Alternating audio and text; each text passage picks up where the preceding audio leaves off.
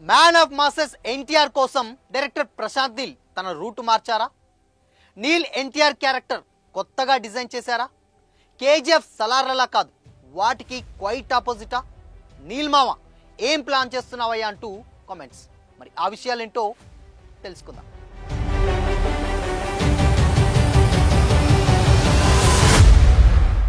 Hi hello, welcome to Disha TV. Prashanth Neel సినిమాలు చూసిన audience అందరికీ ఆయన హీరోల గురించి ఒక క్లారిటీ ఉంటుంది. కేజీఎఫ్లో రాకింగ్ స్టార్ యష్ కావచ్చు, అండ్ సలార్లో రెబల్ స్టార్ ప్రభాస్ కావచ్చు, ఇద్దరిని గ్యాంగ్స్టర్ క్యారెక్టర్లోనే చూపించారు డైరెక్టర్ ప్రశాంత్ నీల్. ఇక మ్యాన్ ఆఫ్ మాసెస్ ఎన్టీఆర్ సినిమాకు వచ్చేసరికి తన రూట్ మార్చారట. గత సినిమాలతో పోలిస్తే హీరో క్యారెక్టర్ చాలా డిఫరెంట్గా డిజైన్ చేశారని టాక్. ఎన్టీఆర్ ప్రశాంత్ నీల్ సినిమాకు డ్రాగన్ అనే టైటిల్ అంటున్నారు, బట్ ఇది ఇంకా అఫీషియల్గా అనౌన్స్ చేయలేదు. కానీ టైటిల్ అదేనని మాత్రం అందరికీ తెలుసు. అయితే ఈ సినిమా కథ ఏమిటి అనేది ఇప్పటి వరకు కూడా రివీల్ చేయలేదు.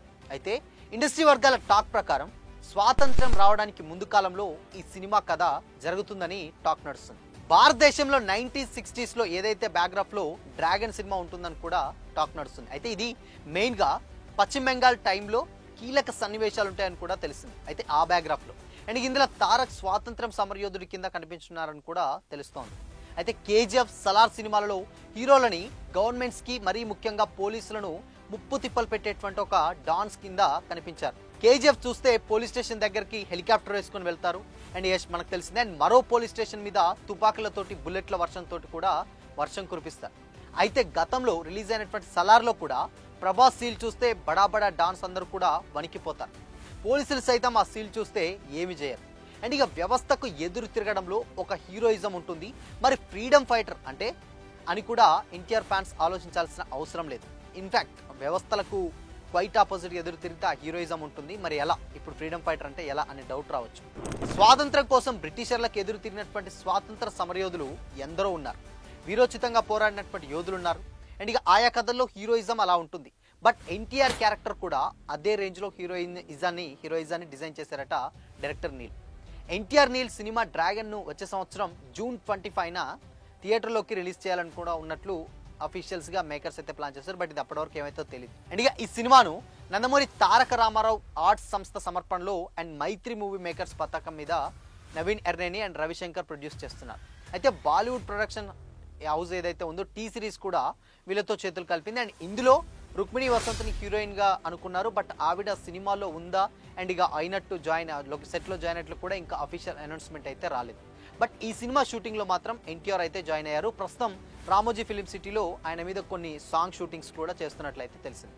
సో మొత్తంగా ఇక్కడ ఈ స్టోరీ చాలా రివీల్ చేయడానికి ఇప్పటివరకు స్టిల్ ఒక వర్కింగ్ టైటిల్ తప్పితే ఇంతవరకు ఏది చేయలేదు.